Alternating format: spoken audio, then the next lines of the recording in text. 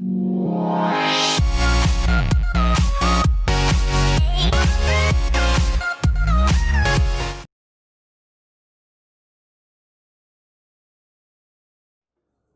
Students, मैं GD से स्वागत करता हूं आपका एएमएच वर्ष की ऑनलाइन क्लासेस में। मैं आज इस वीडियो के द्वारा इकाई 2 के अध्याय 6 को प्रारंभ करने जा रहा हूं, जिसका नाम है रासायनिक अभिक्रियाएं एवं उत्प्रेरक।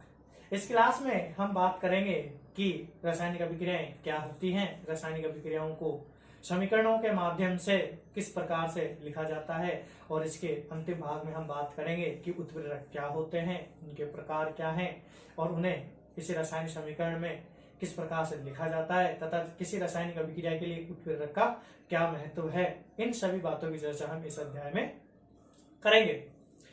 तो देखिए, हमारे आसपास अनेक ऐसी घटनाएं घटित होती हैं जिन्हें हम अभिक्रियाओं का नाम दे सकते हैं, जैसे कि दूध से दही का जम जाना, मोमबत्ती का जलना, पानी का वाष्प बनकर ऊपर उड़ जाना, पुनः बरसात के रूप में पानी के रूप में जो है धरती पर आना। इसके अतिरिक्त लोहे पर जंग लगना, बनी हुई सब्जी का खराब हो जाना, ये सभी ऐसी प्रक्रियाएं हैं जिन्हें हम अभिक्रियाओं का नाम दे देते हैं। तो अभिक्रिया का तात्पर्य क्या होता है, अभिक्रिया क्या होती है? तो देखिए, जब कोई भी पदार्थ हो उसके भौतिक और रासायनिक गुणों में परिवर्तन हो जाता है तो उसे हम अभिक्रिया का नाम दे देते हैं। अभिक्रिया के दौरान पदार्थों के केवल भौतिक गुणों में भी परिवर्तन हो सकता है, या भौतिक और रासायनिक गुणों में भी परिवर्तन हो सकता है, या फिर केवल रासायनिक गुणों में परिवर्तन हो सकता है। तो हम देखेंगे इस अध्याय में कि अभिक्रियाएं क्या होती हैं, उन्हें समीकरणों के माध्यम से किस प्रकार से लिखा जाता है। तो सबसे पहले हम बात करते हैं कि अभिक्रिया क्या होती है। यदि हम अभिक्रिया की परिभाषा की बात करें तो पदार्थों के भौतिक व रासायनिक गुणों में परिवर्तन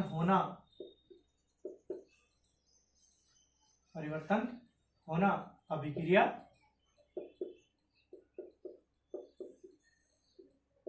कहलाता है। तो देखिए स्टूडेंट्स, यह है अभिक्रिया की परिभाषा। पदार्थों के भौतिक और रासायनिक गुणों में परिवर्तन होना क्या कहलाता है? अभिक्रिया कहलाता है।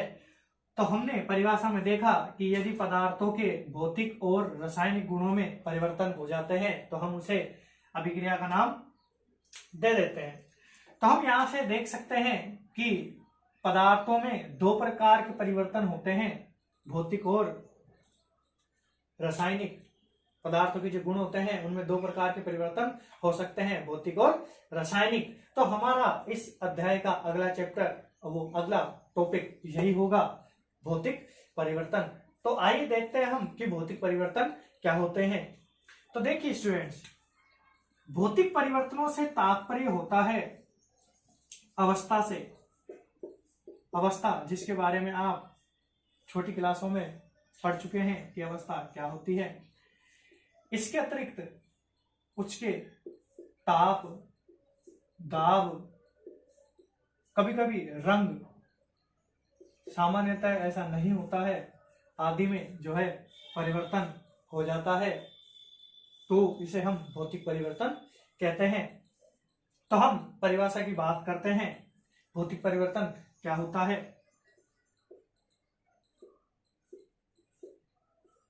पदार्थ के भौतिक गुणों जैसे अवस्था, ताप, दाब आदि में होने वाला परिवर्तन भौतिक परिवर्तन कहलाता है। भौतिक परिवर्तन कहलाता है। तो देखिए ये परिभाषा हो जाएगी हमारे भौतिक परिवर्तन की, कि भौतिक परिवर्तन क्या होता है। पदार्थ के भौतिक गुणों जैसे कि अवस्था, ताप, दाब आदि में परिवर्तन होना भौतिक परिवर्तन कहलाता है। अब हम इसे आगे और समझने की कोशिश करेंगे उदाहरण के माध्यम से। तो देखिए स्टूडेंट, जैसे जो जल होता है, आप जानते हैं कि जल की सामान्य जो अवस्था है वो होती है द्रव। यदि इसे ताप दे दिया जाए तो वह वाष्प में बदल जाता है, जो कि क्या है, गैस अवस्था है। तो यह परिवर्तन एक भौतिक परिवर्तन है। अगर हम इसमें आगे बात करें, अगर परिभाषा को और डिटेल से देखना चाहें, तो इसमें यह भी होता है कि पदार्थ के रासायनिक गुणों में कोई परिवर्तन नहीं होता है। रासायनिक गुणों से मतलब होता है अणुसूत्र में परिवर्तन, जो कि हम रासायनिक परिवर्तन में देखेंगे, अणुसूत्र में परिवर्तन। तो देखिए यहां जल का अणुसूत्र क्या होता है, H2O, और वाष्प का अणुसूत्र भी क्या होता है, H2O ही होता है। तो हम यहाँ पर देखते हैं कि जल के केवल भौतिक गुण, और वो भी कौन सा, अवस्था में ही यहाँ पर क्या हुआ है, परिवर्तन हुआ है, जबकि इसके अणुसूत्र क्या है, समान है। तो ये हमने बात कर ली किसकी, भौतिक गुणों की, या भौतिक गुण में परिवर्तन जो होता है वो किस प्रकार से होता है और क्या होता है। तो आगे देखते हैं हम। देखिए स्टूडेंट्स, जब हम दूध को या कोई भी पदार्थ है उसको केवल गर्म करते हैं, तो गर्म करने से उसके सामान्यतः रासायनिक गुणों में परिवर्तन नहीं होता है। जैसे अगर दूध गर्म हो जाता है तो उसमें कोई विशेष परिवर्तन नहीं होता है, केवल उसका तापमान बढ़ता है। जिस प्रकार से जल को गर्म करने से वाष्प बनती है, तो उसी प्रकार से दूध को यदि गर्म किया जाए तो उसके स्वाद, रंग में आदि में परिवर्तन नहीं होगा, लेकिन बस वह थोड़ा गर्म हो जाएगा। उदाहरण के तौर पे हम बात करें कि एलपीजी जो गैस होती है वह एक पेट्रोलियम गैस होती है, अर्थात पेट्रोलियम पदार्थों के खनन के दौरान यह गैस निकलती है, लेकिन इसे सिलेंडरों में भरने के लिए इस पर दाब लगाकर इसे जो है द्रव में बदल दिया जाता है। तो यहां पर क्या हुआ है, देखिए जैसे गैस, पहले हम पेट्रोलियम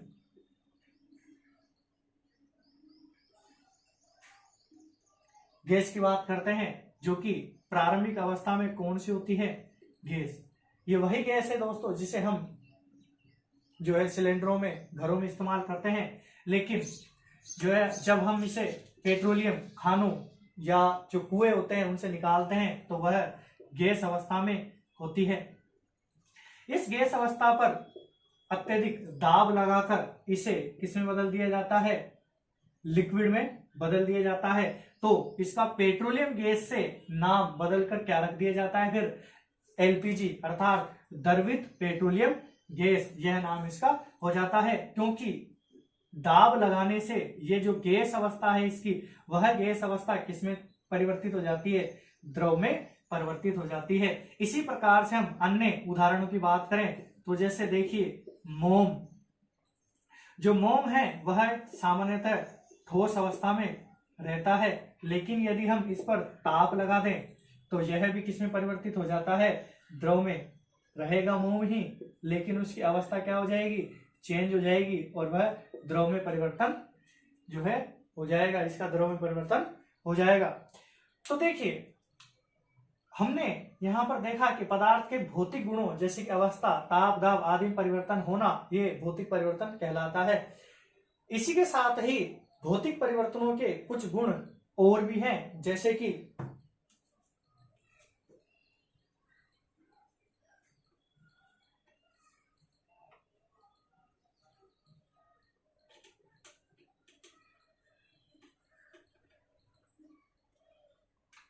देखिए पहला जो इसका परिवर्तन है, तो ये परिभाषा से ही, ये जो परिवर्तन का गुण है ये परिभाषा से लिया जाता है।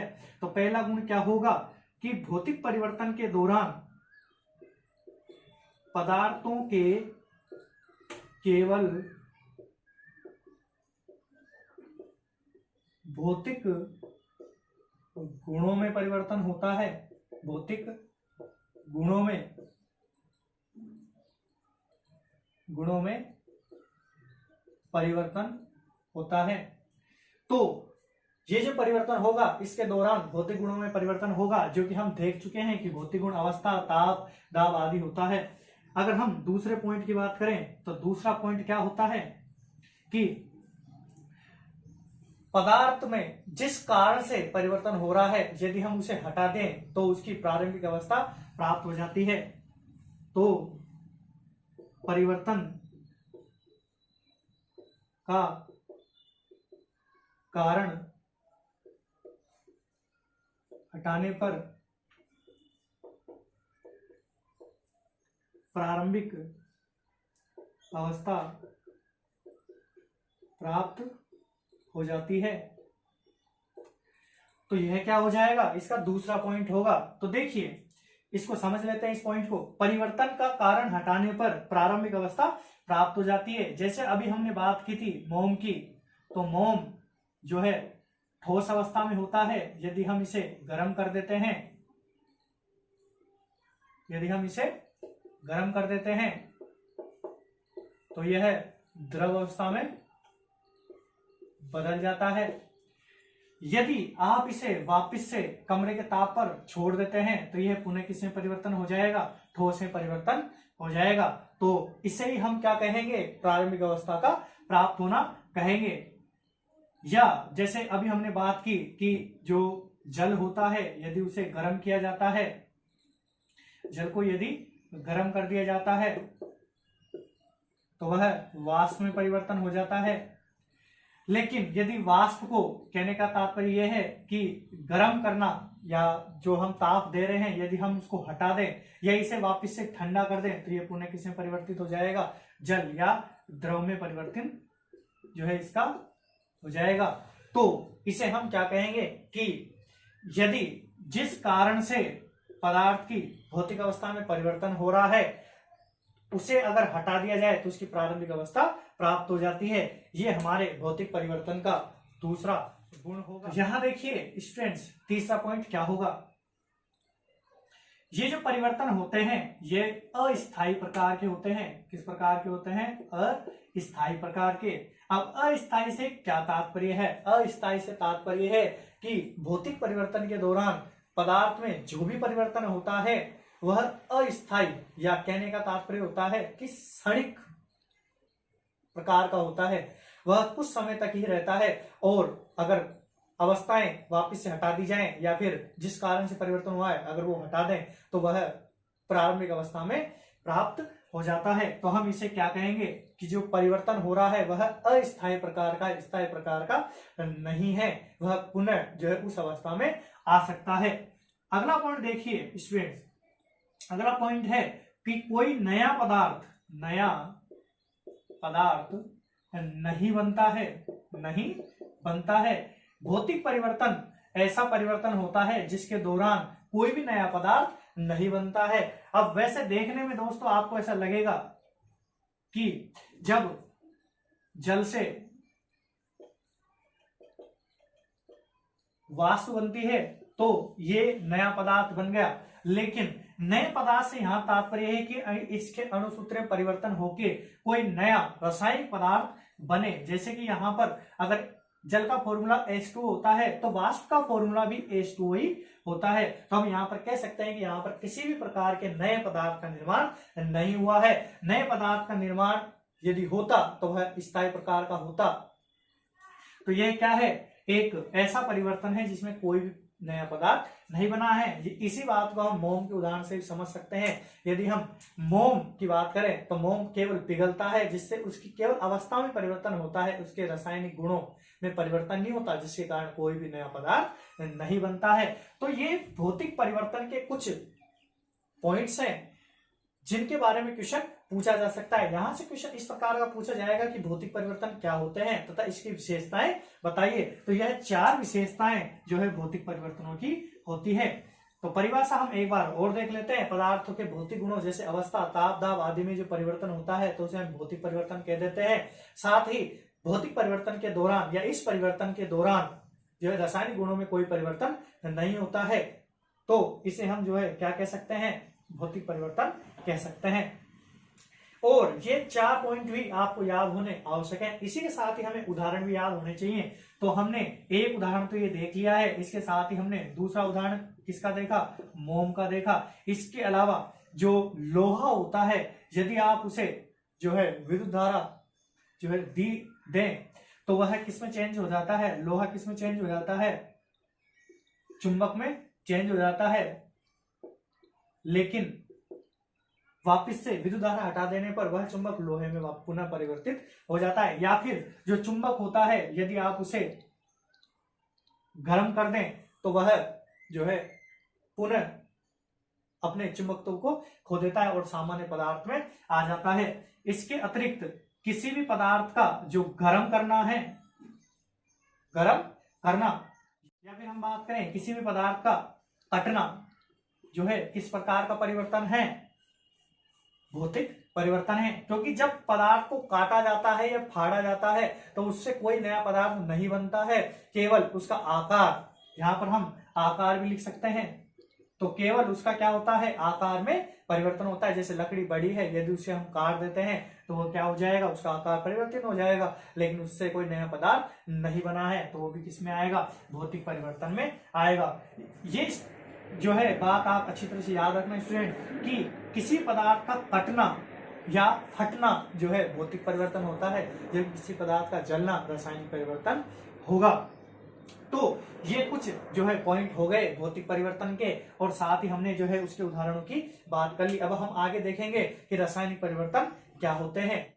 तो देखिए स्टूडेंट्स, अब हम बात करते हैं रासायनिक परिवर्तनों की। हम भौतिक परिवर्तनों की बात कर चुके हैं, अब हम बात करें रासायनिक परिवर्तनों की। इसकी परिभाषा भी उसी प्रकार से होगी कि पदार्थों के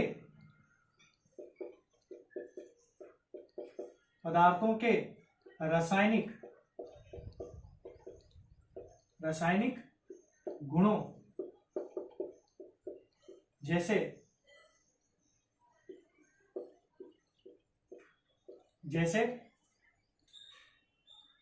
अणुसूत्र, रंग, स्वाद,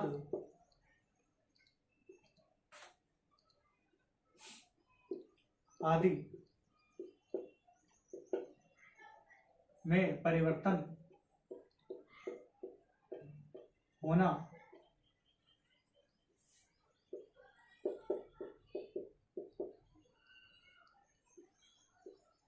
रासायनिक परिवर्तन कहलाता है। तो रासायनिक परिवर्तन की परिभाषा क्या हो जाएगी, पदार्थों के रासायनिक गुणों जैसे अणुसूत्र, रंग, स्वाद आदि में परिवर्तन होना रासायनिक परिवर्तन कहलाता है।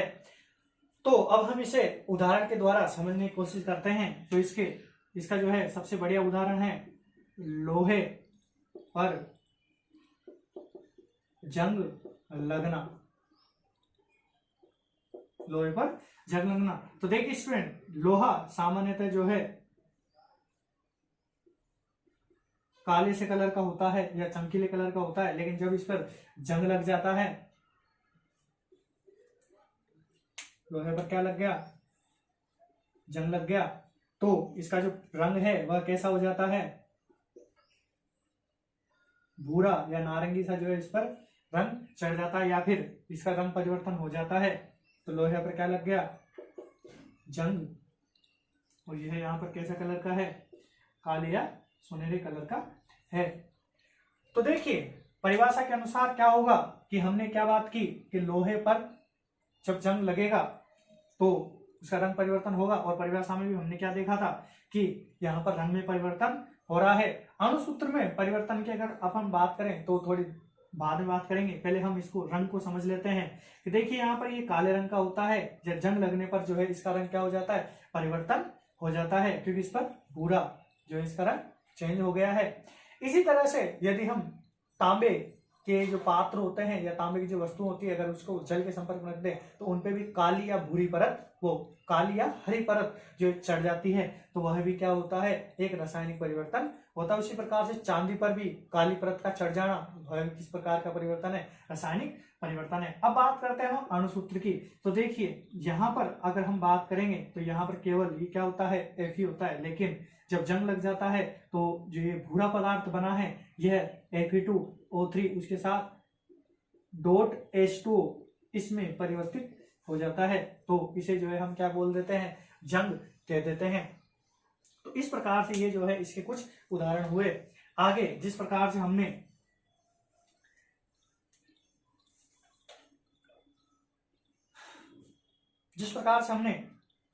रसायन भौतिक परिवर्तनों के अंदर पॉइंटों की बात की थी, वैसे इसमें पॉइंट है, लेकिन अगर वो पॉइंट या आपको याद हो जाते हैं तो इसके पॉइंट आपको तुरंत याद हो जाएंगे। जैसे हम इसके अगर पहले पॉइंट की बात करें तो उसमें पहला पॉइंट क्या था, भौतिक गुणों में परिवर्तन, तो इसके क्या हो जाएगा, पदार्थ के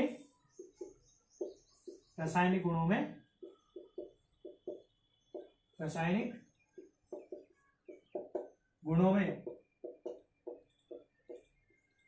परिवर्तन होता है। तो यहां पर क्या होगा, रासायनिक गुणों में परिवर्तन होता है। वहां पर हमने दूसरा पॉइंट क्या देखा था कि जिस कारण से पदार्थ में परिवर्तन हुआ है, यदि उस कारण को हटा दिया जाए तो पदार्थ की प्रारंभिक अवस्था प्राप्त हो जाती है, लेकिन यहां पर प्राप्त नहीं होगी। तो देखिए परिवर्तन का कारण हटा देने पर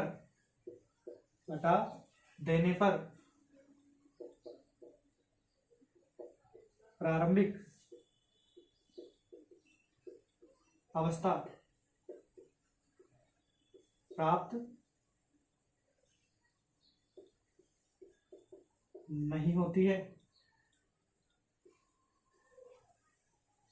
वहां पर प्रारंभिक अवस्था प्राप्त हो रही थी, जबकि यहां पर प्रारंभिक अवस्था प्राप्त नहीं होगी। परिवर्तन का कारण हटा देने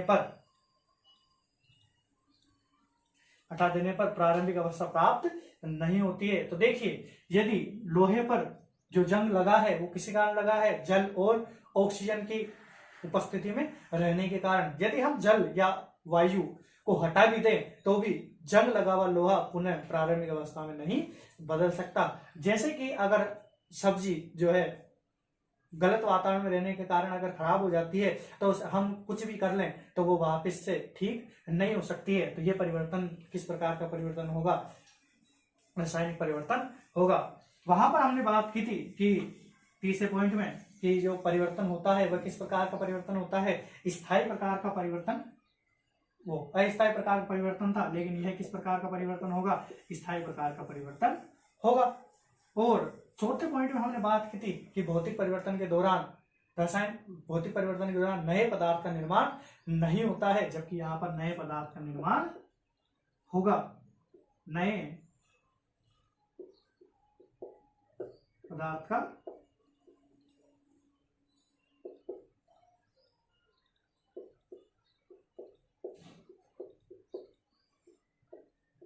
होता है। तो देखिए यहां पर क्या हुआ, लोहे पर जब जंग लगा तो भूरे रंग का फेरस ऑक्साइड जो है पदार्थ बना है। तो इस प्रकार से हमने जो है रासायनिक परिवर्तनों के पॉइंट भी जो है देख लिए। तो एक बार और देख लीजिए, पदार्थों के रासायनिक गुणों जैसे कि अणुसूत्र, रंग, स्वाद आदि में परिवर्तन होना क्या कहलाता है, रासायनिक परिवर्तन कहलाता है।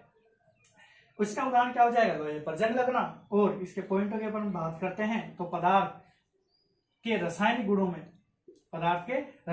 में परिवर्तन होता है, पहला पॉइंट इसका ये हो जाएगा। दूसरा पॉइंट क्या हो जाएगा, परिवर्तन का कारण हटा देने पर उसकी प्रारंभिक अवस्था प्राप्त नहीं होती है, जबकि भौतिक परिवर्तन में होती है। यहाँ पर हमने अगले पॉइंट में बात की कि भौतिक परिवर्तन के दौरान जो परिवर्तन होता है वह अस्थायी प्रकार का होता है, क्योंकि उसमें प्रारंभिक अवस्था प्राप्त हो जाती है जबकि यहाँ नहीं होती है। तो इस कारण से यह परिवर्तन किस प्रकार का हो जाएगा, स्थायी प्रकार का हो जाएगा।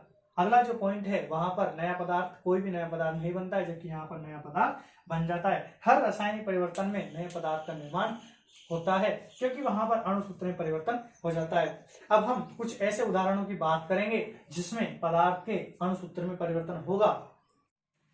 तो देखिए स्टूडेंट, अब हम कुछ ऐसे उदाहरण देख रहे हैं जिनमें अणुसूत्र में परिवर्तन होता है।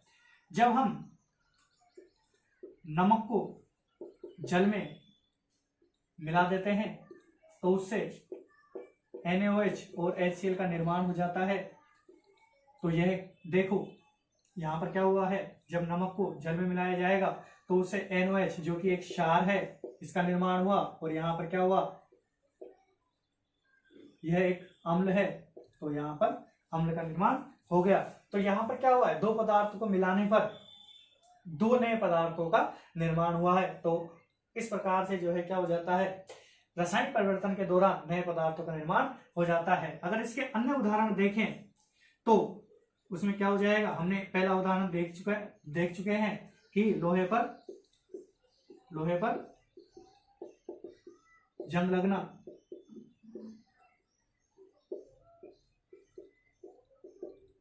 मोमबत्ती का जलना। हमने पहले बात की है कि किसी पदार्थ का कटना भौतिक परिवर्तन कहलाता है, जबकि जलना क्या कहलाता है, रासायनिक परिवर्तन कहलाता है। या लकड़ी का जलना क्या कहलाएगा, रासायनिक परिवर्तन कहलाएगा। या सब्जी का खराब होना भी क्या है, रासायनिक परिवर्तन है। तो इस प्रकार से हम देख चुके हैं कि रासायनिक परिवर्तन और भौतिक परिवर्तन क्या होते हैं, उनके गुण या उनके जो कुछ पॉइंट हैं ये क्या होते हैं। इसके साथ ही हम ये भी देख चुके हैं कि रासायनिक परिवर्तन और भौतिक परिवर्तन के उदाहरण कौन कौन से हैं। तो देखिए स्टूडेंट्स, भौतिक और रासायनिक परिवर्तन को समझने के बाद अब हम देखेंगे रासायनिक समीकरण क्या होते हैं। तो रासायनिक समीकरण की अगर परिभाषा की बात करें तो किसी अभिक्रिया, जो भी अभिक्रिया हमने पढ़ी है अभी भौतिक और रासायनिक अभिक्रियाएं, विशेषकर हम रासायनिक अभिक्रियाओं की ही बात करते हैं। तो किसी अभिक्रिया को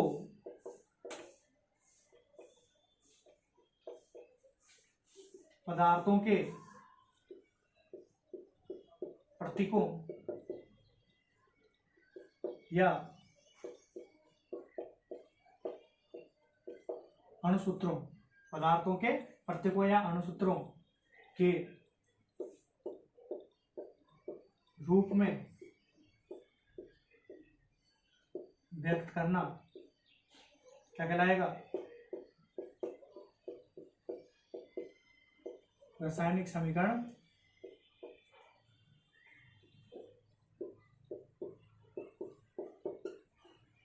कहलाता है। तो देखिए यह क्या हो गया, रासायनिक समीकरण की परिभाषा हो गई। किसी अभिक्रिया को पदार्थों के अणुसूत्रों या प्रतीकों के रूप में लिखना रासायनिक समीकरण कहलाता है।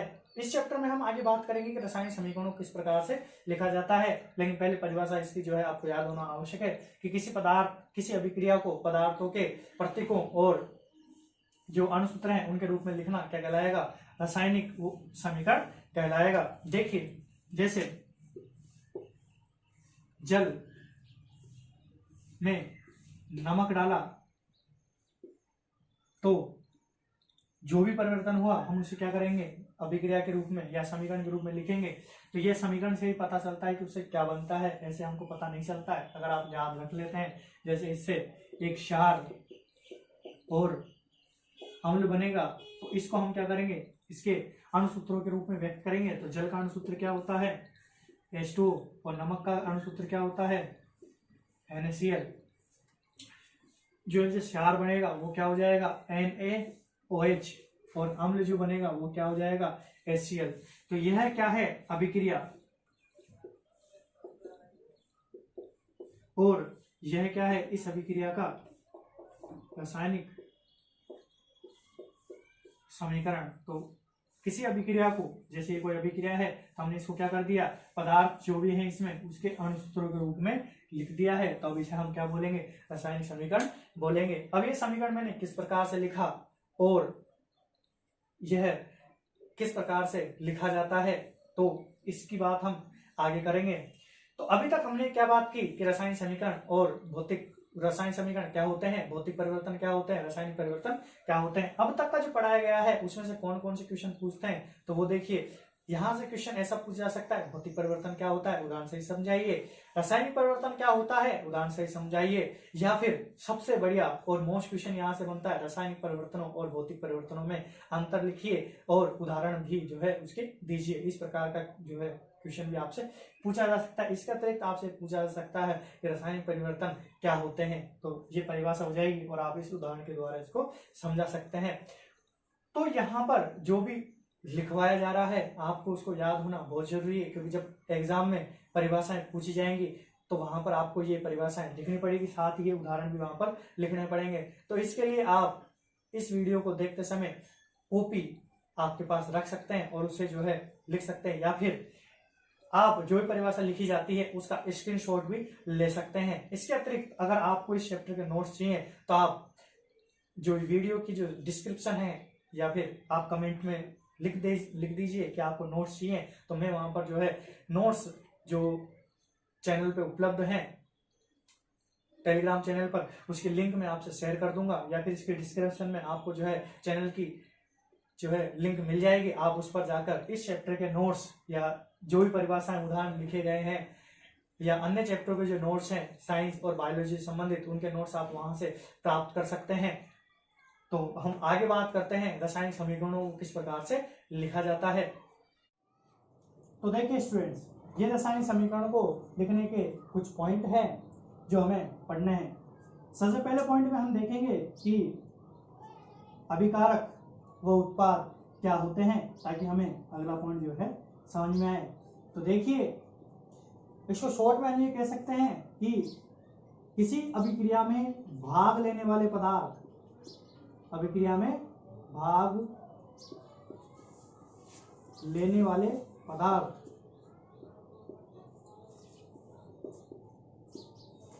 क्या कहलाएंगे, अभिकारक कहलाएंगे। तो इसकी पूरी परिभाषा हो जाएगी, किसी रासायनिक अभिक्रिया में भाग लेने वाले पदार्थ क्या कहलाते हैं, अभिकारक कहलाते हैं। उत्पाद क्या होंगे, किसी अभिक्रिया के पूर्ण होने पर बनने वाले पदार्थ, किसी अभिक्रिया के पूर्ण होने पर बनने वाले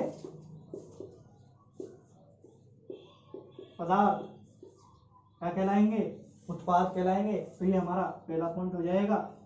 किसी रासायनिक अभिक्रिया में भाग लेने वाले पदार्थ अभिकारक कहलाते हैं, जिन्हें हम क्रियाकारक भी कहते हैं। जबकि किसी रासायनिक अभिक्रिया के पूर्ण होने पर बनने वाले पदार्थ उत्पाद कहलाते हैं, जिन्हें क्रियाफल कहा जा सकता है। तो देखिए, अगला पॉइंट जो है हमारा वो क्या है, एक तीर का निशान। यह तीर का निशान क्या करता है, अभिक्रिया की दिशा को बताता है कि अभिक्रिया किस दिशा में हो रही है। अगर तीर का निशान इस तरह से लगाया गया है तो इसका मतलब है कि अभिक्रिया बाईं ओर से दाईं ओर हो रही है, और इसी के स्थान पर अगर तीर का निशान इस प्रकार से लगाया जाता है तो ये जो अभिक्रिया है वो दाईं दिशा से बाईं दिशा में हो रही है। हमें अभिकारक और उत्पाद के लिए यह भी पता होना चाहिए कि इन्हें कहाँ लिखा जाता है। तो अभिकारकों को बाईं ओर सामान्यतः हम इस चिन्ह का उपयोग करते हैं, इस चिन्ह का उपयोग नहीं करते हैं। इस कारण से बाईं ओर क्या लिखे जाएंगे, अभिकारक, और दाईं ओर क्या लिखे जाएंगे, उत्पाद।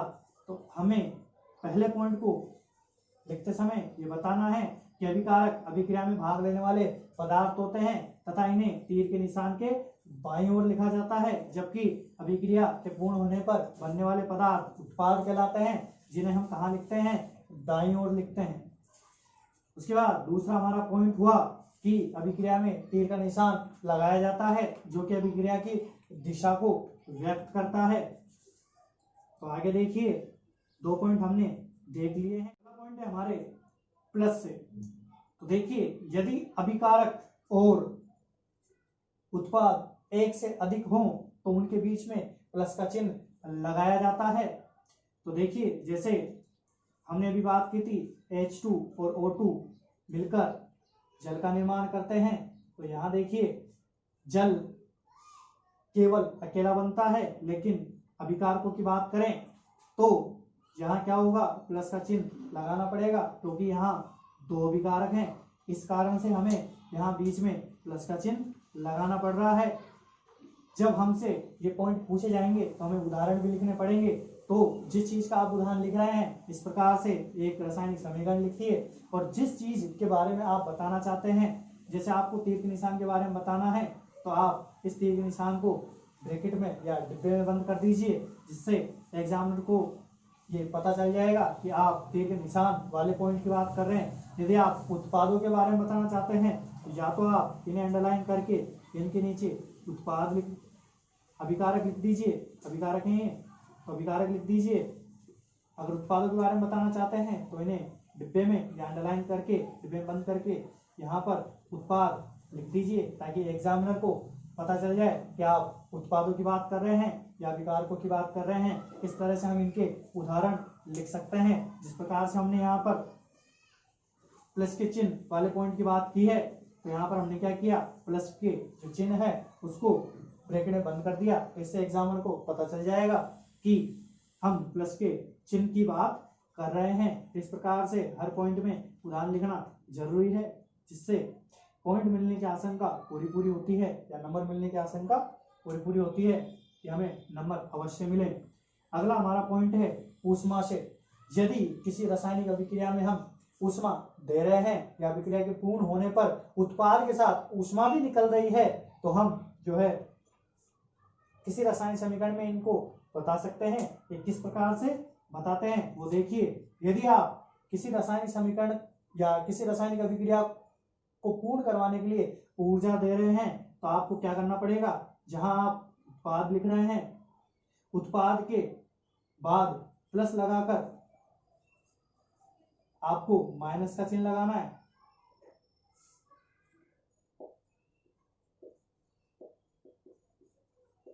अभिकारक और ये हो गया हमारा उत्पाद। तो आपने क्या किया, प्लस का चिन्ह लगाया, लेकिन अब ऊष्मा को व्यक्त करने के लिए आपको ब्रैकेट लगाना है, उसके बाद माइनस का चिन्ह लगाना है, फिर जो आपकी ऊष्मा है उसकी मात्रा लिखनी है, उसके बाद उसका मात्रक लिख देना है, किलो कैलोरी और प्रति मोल, जो कि निकलने वाली ऊष्मा का मात्रक होता है।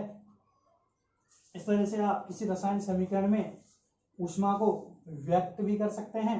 इसके अतिरिक्त यदि उत्पाद के साथ ऊष्मा निकल रही है, यह आप तब करेंगे जब आप ऊष्मा दे रहे हैं।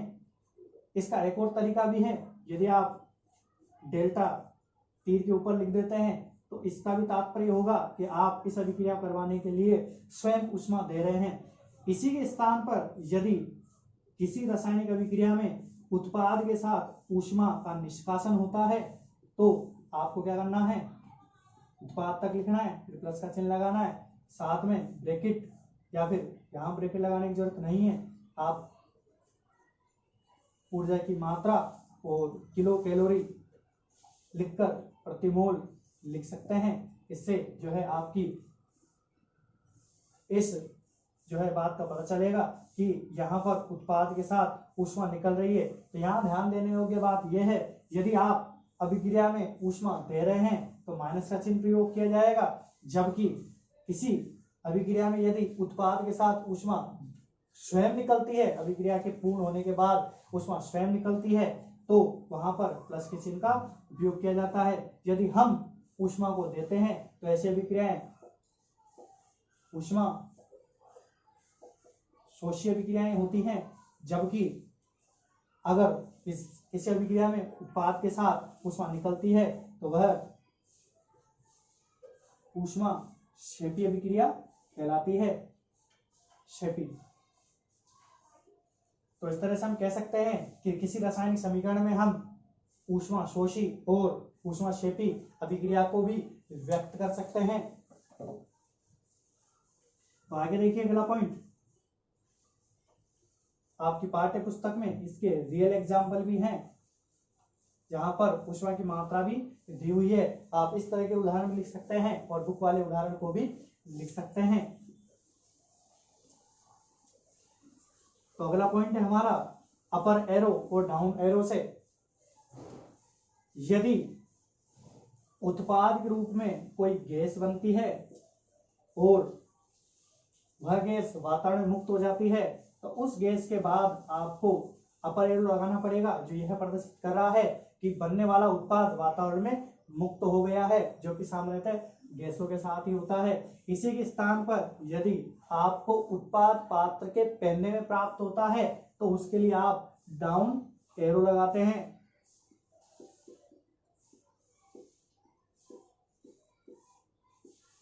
तो आप इस तरह से लिखेंगे इसे, यदि किसी रासायनिक अभिक्रिया में उत्पाद के रूप में गैस बनती है तो उसके लिए अपर एरो का इस्तेमाल किया जाता है, जबकि यदि उत्पाद पात्र के पहनने में प्राप्त होता है तो डाउन एरो का प्रयोग किया जाता है। उदाहरण के लिए हम देखते हैं कि कार्बन को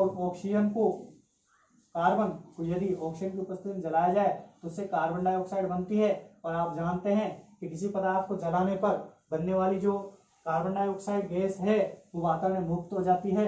तो इसके लिए हम अपर एरो का इस्तेमाल करेंगे। और पात्र के पहनने वाले एग्जाम्पल के लिए देखते हैं हम, यदि बिना बुझे हुए चूने अर्थात कैल्शियम ऑक्साइड की अभिक्रिया जल के साथ करवाई जाती है तो बिना बुझे हुए चूने अर्थात कैल्शियम हाइड्रोक्साइड का निर्माण होता है, जो कि हमें पात्र के पहनने में प्राप्त होता है। यह उदाहरण आपने तब देखा होगा जब कुछ समय पहले दीपावली के टाइम पुताई करने के लिए कली का इस्तेमाल किया जाता है। बिना बुझा हुआ चूना अर्थात कैल्शियम ऑक्साइड एक प्रकार की कली होती है, जिसे हम रात को पानी में भिगोते हैं और सुबह घरों की पुताई करने में काम में लेते हैं। तो उस दौरान हमने देखा है कि कली कुछ समय बाद पात्र के पहनने में बैठ जाती है, तो वो कैल्शियम हाइड्रोक्साइड ही होता है। इस तरह से हमने 5वां पॉइंट कंप्लीट किया। अब देखिए 6ठा पॉइंट,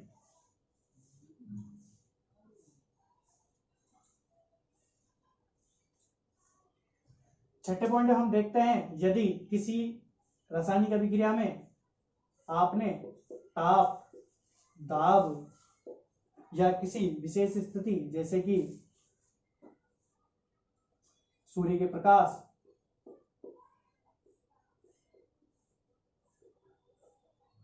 का इस्तेमाल किया है या किसी उत्प्रेरक का प्रयोग किया है, तो आपको इन चीजों को, यदि ताप है तो उसे मात्रा के साथ और दाब है तो उसे मात्रा के साथ तीर के निशान के ऊपर या नीचे लिखना पड़ेगा। यदि आप सूर्य के प्रकाश या उत्प्रेरक का इस्तेमाल कर रहे हैं तो उसे तीर के निशान के ऊपर या नीचे लिखना पड़ेगा। तो इस पॉइंट को हम इस तरह से लिखेंगे कि अभिक्रिया में प्रयोग किए जाने वाले ताप, दाब, सूर्य के प्रकाश व उत्प्रेरक को तीर के निशान के ऊपर या नीचे लिखा जाता है। इसके बाद हम बात करते हैं अगले पॉइंट की, जिसमें हम देखेंगे भौतिक अवस्थाओं को किसी रासायनिक समीकरण में किस प्रकार से व्यक्त किया जाता है। तो यदि आपको भौतिक अवस्थाओं को किसी रासायनिक समीकरण में व्यक्त करना है तो आपको क्या करना पड़ेगा कि जैसे हमारे पास अभिकारक और उत्पाद हैं, तो इनकी अवस्थाओं को व्यक्त करने के लिए आपको पदार्थ के दाईं ओर, पदार्थ के दाईं ओर नीचे की तरफ ब्रैकेट में प्रतीक लिखना पड़ेगा कुछ इस तरह से। अब ये प्रतीक किस प्रकार से होंगे तो देखिए, यदि आप गैस के लिए लिखना चाहते हैं तो आपको ब्रैकेट में जी लिखना पड़ेगा। यदि आप ठोस के लिए लिखना चाहते हैं तो आपको एस लिखना पड़ेगा। यदि आप द्रव के लिए लिखना चाहते हैं तो आपको एल लिखना पड़ेगा। यदि आप जलीय विलयन के बारे में लिखना चाहते हैं, जलीय विलयन, तो आपको ब्रैकेट में ए क्यू लिखना पड़ेगा। तो देखिए, गैस को इंग्लिश में गैस बोलते हैं, इस वजह से हम जी का इस्तेमाल करते हैं। ठोस को हम सॉलिड कहते हैं, इस वजह से एस का इस्तेमाल करते हैं। द्रव को हम लिक्विड कहते हैं, इसलिए हम एल का इस्तेमाल करते हैं। जलीय विलयन के लिए हम एक्यू अर्थात एक्वस सॉल्यूशन के कारण एक्यू का इस्तेमाल करते हैं। तो आपको क्या करना पड़ेगा इस पॉइंट को लिखने के लिए, कि रासायनिक समीकरण में भौतिक अवस्थाओं को व्यक्त करने के लिए अभिकारकों व उत्पादों के अणुसूत्रों के दाईं ओर नीचे की तरफ कुछ सिंबल लिखे जाते हैं जो कि इस प्रकार से हैं। इस तरह से आप इसका पॉइंट बना सकते हैं। अब हम आगे बढ़ते हैं अगले पॉइंट की तरफ। तो देखिए हमारा अगला पॉइंट है उत्क्रमणीय अभिक्रिया के लिए। हमने थोड़ी देर पहले बताया था परिवर्तनों के दौरान कि कुछ रासायनिक परिवर्तन इस प्रकार के होते हैं कि पदार्थ की पूर्ण अवस्था भी प्राप्त हो जाती है।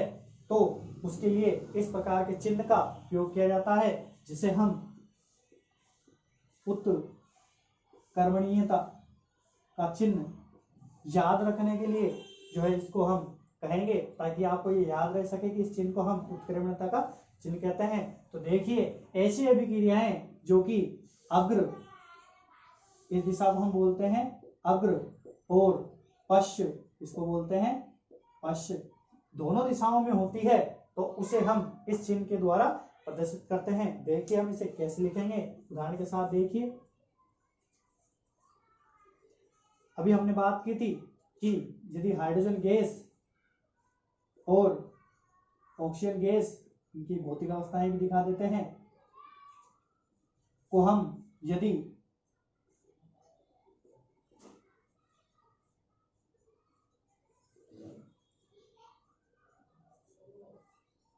उच्च ताप व दाब देते हैं तो वह जल में बदल जाता है, और यदि हम जल का विद्युत अपघटन करते हैं, विद्युत अपघटन यदि हम करते हैं तो यह पुनः ऑक्सीजन और हाइड्रोजन गैस में परिवर्तित हो जाता है। तो इस प्रकार से यह एक उत्क्रमणीय अभिक्रिया है जो कि हम अभिक्रियाओं के प्रकार में पुनः पढ़ेंगे। तो यहाँ पर हम उत्क्रमणीय अभिक्रियाओं को प्रदर्शित करने के लिए क्या करते हैं कि उत्क्रमणीयता का चिन्ह का प्रयोग करते हैं। यहाँ से एक नंबर का क्वेश्चन पूछा जा सकता है कि यदि अभिक्रियाएं दोनों दिशाओं में होती है अग्र और पश्च, तो उसको कैसे प्रदर्शित किया जाता है, तो इस चिन्ह के द्वारा प्रदर्शित किया जाता है। या फिर ऐसा पूछा जा सकता है उत्क्रमणीय अभिक्रियाओं को किस चिन्ह के द्वारा प्रदर्शित किया जाता है। हमारा अंतिम पॉइंट है अभिक्रियाओं को संतुलित करके लिखना। तो हमें किसी भी रासायनिक समीकरण को संतुलित करके ही लिखना पड़ता है, क्योंकि एक नियम है द्रव्यमान संरक्षण का नियम।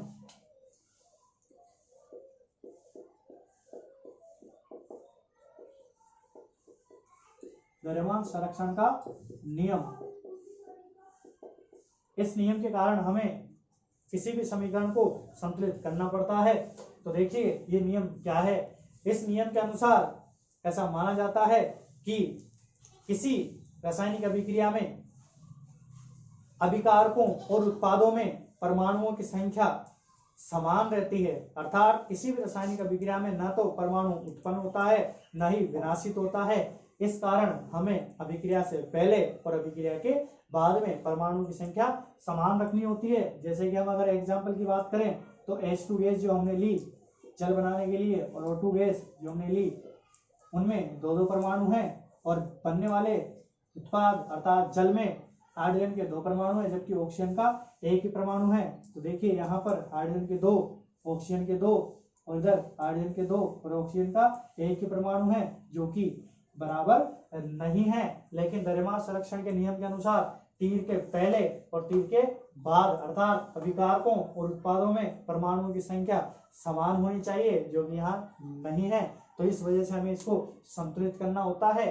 तो अगली वीडियो में हम रासायनिक समीकरणों को बनाना, तत्वों को बनाना और रासायनिक समीकरणों को संतुलित करना ये देखेंगे। तो अभी फिलहाल के लिए हम थोड़ा सा बता देते हैं। देखिए यहाँ पर हाइड्रोजन संतुलित है तो हमें हाइड्रोजन को छेड़ने की जरूरत नहीं है, लेकिन ऑक्सीजन संतुलित नहीं है तो हम इसे जो परिवर्तित करेंगे। तो संतुलित करने के लिए हम क्या करते हैं कि अणुसूत्र को 2 से गुणा कर देते हैं। तो इस वजह से ऑक्सीजन 2 हो जाता है, लेकिन हाइड्रोजन ये 2 और इधर वाला 2 दोनों गुणा होके 4 हो जाते हैं। तो हाइड्रोजन पुनः असंतुलित हो गया है। इसको संतुलित करने के लिए हम क्या करते हैं, तीर के निशान के बाईं ओर जो हाइड्रोजन है उसको भी 2 से गुणा कर देते हैं, तो अब ये वापस से 4 हो जाता है। हम यहाँ देखते हैं कि ऑक्सीजन इधर 2 है और इधर भी 2 है, और हाइड्रोजन इधर 4 है तो इधर भी 4 है। इस प्रकार से हम कह सकते हैं कि रासायनिक समीकरण संतुलित हो चुका है। तो हमने देखा कि रासायनिक समीकरण को किस तरह से लिखा जाता है, जिसमें हमने सबसे पहले बात की कि तीर के निशान के बाईं ओर या अभिक्रिया में भाग लेने वाले पदार्थों को हम क्या बोलते हैं, अभिकारक, और अभिक्रिया के पूर्ण होने पर बनने वाले पदार्थों को हम क्या कहते हैं, उत्पाद। फिर हमने देखा कि अभिक्रिया में एक तीर का निशान लगाया जाता है जो कि अभिक्रिया की दिशा को व्यक्त करता है। यदि अभिकारक एक से अधिक है तो उनके बीच में प्लस का चिन्ह लगाया जाता है, ऐसा उत्पादों के साथ किया जाता है। यदि ऊष्मा को समीकरण में व्यक्त करना है तो हम प्लस और माइनस के चिन्ह के साथ इसे व्यक्त कर सकते हैं। यदि हमें उत्पाद के रूप में गैस प्राप्त होती है तो उसके लिए अपर एरो, और अगर उत्पाद पात्र के व्यंजन प्राप्त होता है तो उसके लिए हम डाउन एरो का प्रयोग करते हैं। अगले पॉइंट में हमने देखा कि यदि किसी अभिक्रिया में आप विशेष स्थितियों या फिर विशेष पदार्थों या भौतिक राशियों का उपयोग करते हैं तो उन्हें हम तीर के निशान के ऊपर या नीचे दोनों तरफ लिख सकते हैं। उसके बाद हमने बात की कि भौतिक अवस्थाओं को किस प्रकार से प्रदर्शित किया जाता है, तो हमने उसके लिए देखा कि किसी भी अणुसूत्र के दाईं ओर नीचे हम सिंबल लिखते हैं कि वो गैस है, द्रव है, ठोस है या जलीय विलयन है। फिर हमने अगला पॉइंट देखा कि उत्क्रमण अभिक्रियाओं को प्रदर्शित करने के लिए हम इस तीर के निशान का उपयोग करते हैं। उसके बाद लास्ट पॉइंट हमने देखा कि संतुलित रासायनिक समीकरण हम लिखना जरूरी है, क्योंकि द्रव्यमान के नियम के अनुसार हम जो है अभिक्रिया के पहले और बाद में परमाणु की संख्या को चेंज नहीं कर सकते हैं। तो इस तरह से हमने इस वीडियो में अध्याय 6 का आधा भाग कंप्लीट कर लिया है।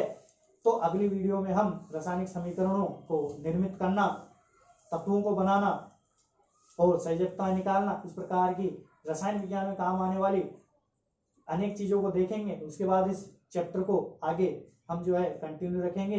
तो इस वीडियो को देखने के लिए आपका धन्यवाद। अगर आपको वीडियो अच्छी लगी हो तो आप इसे जरूर लाइक कीजिए और चैनल को सब्सक्राइब कीजिए, ताकि आगे आने वाले वीडियो की जानकारी आपको जल्दी ही मिल जाए और आप उसे देख पाए। Thank you.